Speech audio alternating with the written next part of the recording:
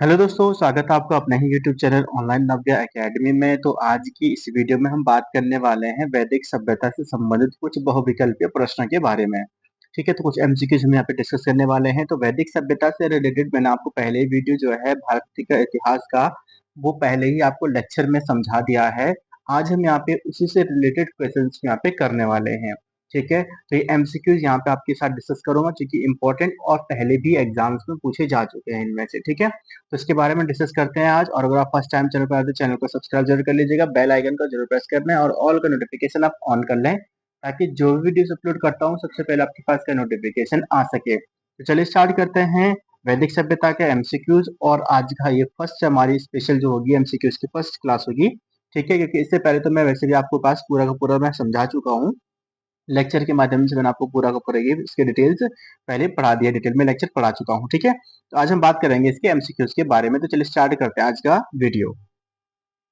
तो वैदिक संस्कृति का जो क्वेश्चंस आपके पास है, इसका पहला क्वेश्चन आपके पास है सेट वन हम आज करेंगे, और यहाँ पे हम लगभग 20 क्वेश्चन यहाँ पे डिस्कस करने वाले हैं। ठीक है, तो 20 क्वेश्चन का आंसर यहाँ पे जानेंगे, और जो पहले क्वेश्चन में पूछे जा चुके हैं एग्जाम्स में भी। तो आपके पास पहला क्वेश्चन कि पूर्व वैदिक या इसको ऋग्वैदिक कहा जाता है। वैसे तो ऋग्वैदिक ही बोलते हैं और पूर्व वैदिक भी बोलते हैं, क्योंकि वैदिक काल को दो भागों में बांटा जाता है। एक आपके पास आ जाता है ऋग्वैदिक काल, और दूसरा आपके पास होता है उत्तर वैदिक काल। ये उत्तर वैदिक काल इनके वैदिक काल के बाद का काल, और ये ऋग्वैदिक काल जहां पर वेद और ऋग्वेद की रचना हुई थी, या पूर्व वैदिक भी इसको बोलते हैं। ठीक है, तो इसका कह रहा है कि इसका काल क्या था। तो वैदिक काल जो रहा है वो रहा है 1500 ईस्वी से लेकर 600 ईस्वी तक रहा है। ठीक है, जहां पर 1500 1000 ईस्वी तक ऋग्वैदिक काल रहा है, और 1000 ईस्वी से ईसा पूर्व से लेकर यानी कि 1000 बीसी टू 600 बीसी जो है वो आपका उत्तर वैदिक काल रहा है। यानी कि कह रहा है कि ये पूर्व वैदिक काल या ऋग्वैदिक संस्कृति का काल कौन सा रहा है। तो 1500 ईसा पूर्व से लेकर 1000 ईस्वी तक रहा है। ठीक है, ईसा पूर्व तक रहा है। अगला देखते हैं उत्तर वैदिक कालीन जो है संस्कृति का काल जो है, मैंने आपको ऊपर बता दिया है 1000 ईसा पूर्व से लेकर 600 ईसा पूर्व तक रहा है। आर्य शब्द का अर्थ क्या होता है। तो आर्य शब्द का अर्थ होता है श्रेष्ठ एवं कुलीन। क्या होता है, श्रेष्ठ या कुलीन हो जाता है। देखिए, आप इसकी अगर पीडीएफ चाहते हैं तो आप टेलीग्राम चैनल पर जुड़ सकते हैं, टेलीग्राम चैनल को ज्वाइन कर सकते हैं। वो आपके जो वीडियो के डिस्क्रिप्शन है उसमें लिंक दिया गया है टेलीग्राम चैनल ज्वाइन करने का, तो वहां से भी आप ज्वाइन कर सकते हैं। ठीक है, अगला क्वेश्चन है कि प्रारंभिक आर्यों के बारे में निम्न में से कौन सा सही नहीं है।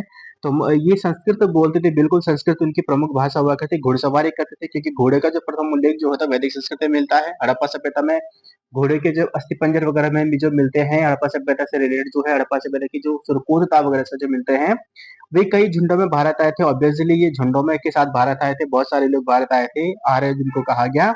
ये मुख्यतः तो नगरों में निवास करते थे। ये गलत है, क्योंकि ये जो थी वो क्या थी, ग्रामीण सभ्यता थी। आर्य सभ्यता जो थी कौन सी थी, ग्रामीण सभ्यता थी। तो ये गाँवों में रहते थे। ठीक है, इनमें से किस फसल का वैदिक काल के लोगों को पता नहीं था। तो ये नहीं था, इसका जो काल जो नहीं ज्ञान नहीं था वो था तंबाकू। ठीक है, उत्तर वैदिक काल के वेद विरोधी और ब्राह्मण विरोधी धार्मिक अध्यापकों को किस नाम से जाना जाता था। ठीक है, तो वेद विरोधी या जो ऐसे जो थे जो वेदों का विरोध करते थे, ब्राह्मणों का विरोध करते थे, तो ऐसे अध्यापकों को कहा जाता था श्रमण। क्या कहा जाता था, श्रमण। वैदिक गणित का महत्वपूर्ण अंग क्या है। तो वैदिक गणित का महत्वपूर्ण अंग जो कि ज्यामिति से संबंधित वो है शल्ब सूत्र है। क्या है, शल्ब सूत्र है।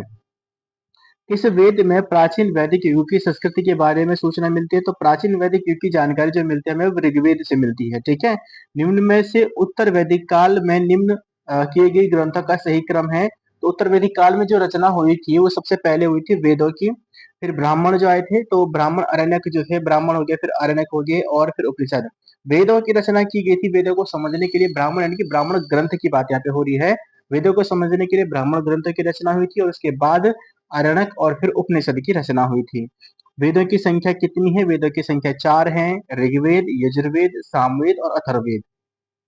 अगला क्वेश्चन है कौन से तीन वेद संयुक्त रूप से त्रयी या वेद त्रयी कहलाते हैं। तो पहले तीन वेद जो होते हैं ऋग्वेद, यजुर्वेद, सामवेद जो हैं, वो तीनों को वेद त्रयी या त्रयी कहा जाता है, यानी कि तीन वेद कहे जाते हैं, तो वेद त्रयी कहा जाता है। चौथा वेद जो है वो अथर्ववेद है। ठीक है, चलिए अगला देखते हैं।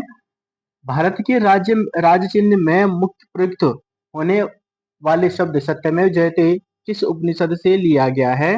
तो उपनिषद से लिया गया है मुंडक उपनिषद से। मुंडक उपनिषद से सत्यमेव जयते लिखा गया है, जो कि भारत के राज चिन्ह पर जो होता है अंकित होता है सत्यमेव जयते। ऋग्वैदिक आर्यों का मुख्य व्यवसाय क्या था? तो मुख्य व्यवसाय था उनका पशुपालन। वहीं अगर हड़प्पा सभ्यता की बात करता था तो वो लोग पशुपालन तो करते, लेकिन मुख्य रूप से उनका था व्यवसाय। व्यवसाय करते थे, ठीक है, व्यापार करते थे। मुख्य व्यवसाय व्यापार करते थे, ठीक है, व्यवसाय यहाँ पे आ गया है। भारतीय संगीत का आदि ग्रंथ कहा जाता है, तो भारतीय संगीत का आदि ग्रंथ या भारतीय संगीत की का जनक जो कहा जाता है वो कहा जाता है सामवेद को। क्या कहा जाता है? सामवेद कहा जाता है। पहले विधि निर्माता, पहले विधि निर्माता थे मनु, जिनकी मनु स्मृति जो है समाज व्यवस्था पर आधारित जो है प्रमुख रही है।